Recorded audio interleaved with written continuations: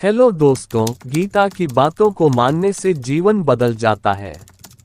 इसका अनुसरण करने वाले व्यक्ति को हर काम में सफलता मिलती है। आज की इस वीडियो को यदि तुम अंत तक देखते हो तो भगवत गीता के यह 9 सूत्र आप जान लेते तो आप अपने जीवन में कभी भी असफल नहीं होंगे। इसलिए वीडियो को लास्ट तक जरूर देखें ताकि आप भागवत गीता में भगवान श्री कृष्ण ने बताए हैं सफल होने के 9 अद्भुत चमत्कारी रहस्य को समझ पाएंगे। भागवत गीता के ये 9 सूत्र बदल देंगे जीवन, कभी नहीं मिलेगी असफलता। भागवत गीता में भगवान श्री कृष्ण ने बताए हैं सफल होने के 9 अद्भुत चमत्कारी रहस्य। अगर आप जीवन में परेशान है, कोई सही मार्ग नहीं मिल पा रहा हो, असफलता के कारण मन दुखी हो, तो भगवत गीता के केवल इन श्लोकों को भगवान श्री कृष्ण का ध्यान करते हुए पढ़ने से तत्काल मार्गदर्शन मिलने लगता है। जाने भगवत गीता के सफलता दिलाने वाले 9 श्लोक। 1 योगस्थ कुरु कर्माणि संत्यक्त्वा धनंजय सिद्धयो सिद्धयो समो भूत्वा समत्व योग उच्यते। अर्थ है, कर्म न करने का आग्रह त्याग कर, यश अपयश के विषय में संबुद्धि होकर योगयुक्त होकर कर्म कर, क्योंकि समत्व को ही योग कहते हैं।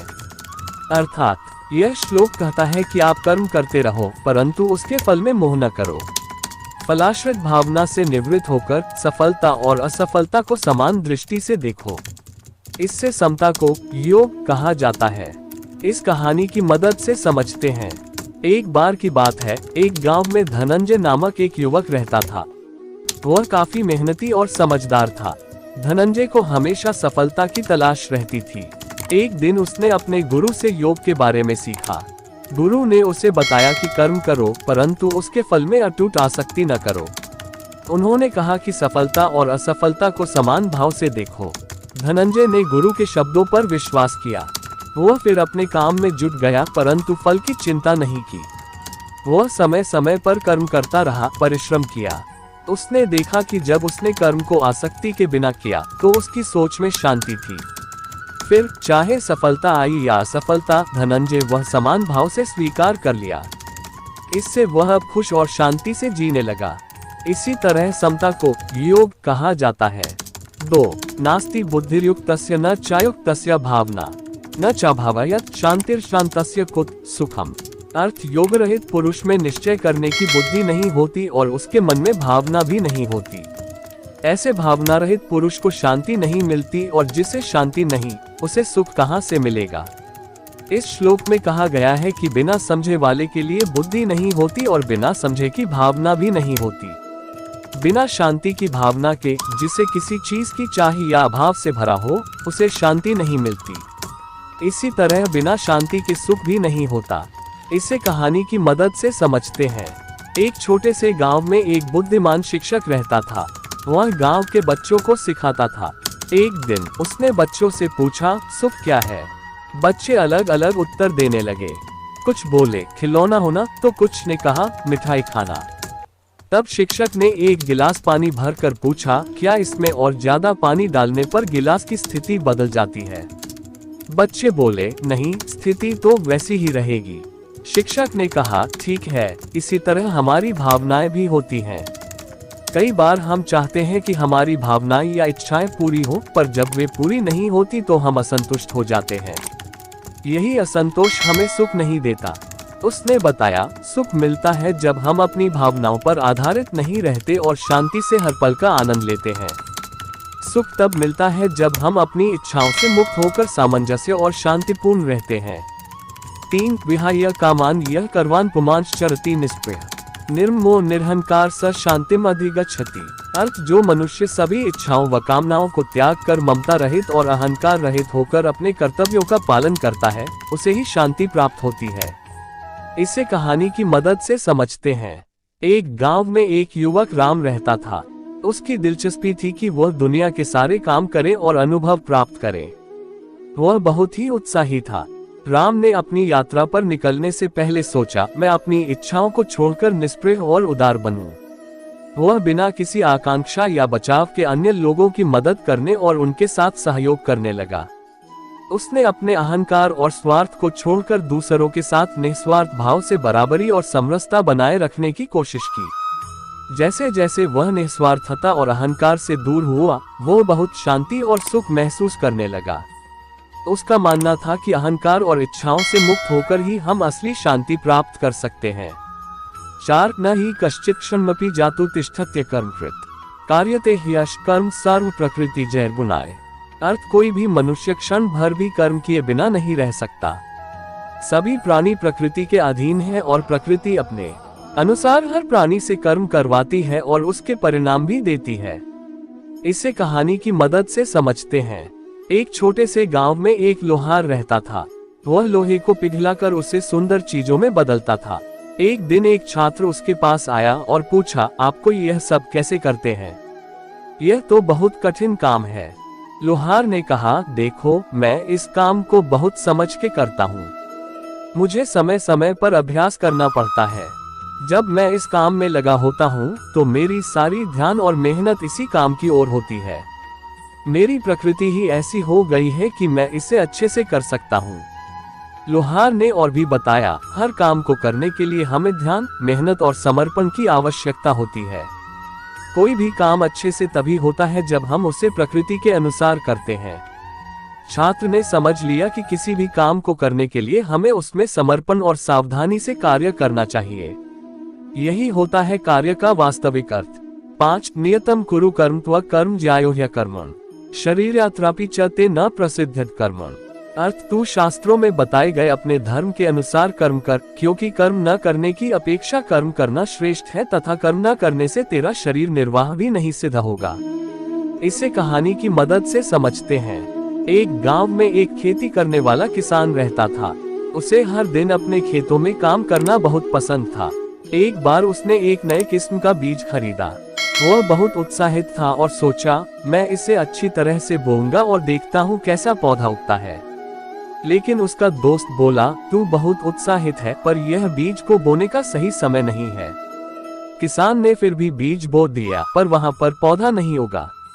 उसका उत्साह बरकरार रहा और वह निरंतर खेत में बीज बोता रहा। अंत में समय के बाद जब सही मौसम आया, तब उसके बोए हुए बीजों से बहुत ही उच्च और सुंदर पौधे निकले। दोस्तों ने देखा कि उसके खेत में अनूठा प्रकार का फल उगा था। उसके दोस्त ने पूछा, तुम्हारी मेहनत का फल तो बहुत अच्छा है। किसान ने मुस्कुराते हुए कहा, हाँ, मैंने बीज तो समय पर बोए नहीं, पर मैंने इसे बहुत ध्यान से देखा और उसे सही समय पर खेत में लगाने की कोशिश की।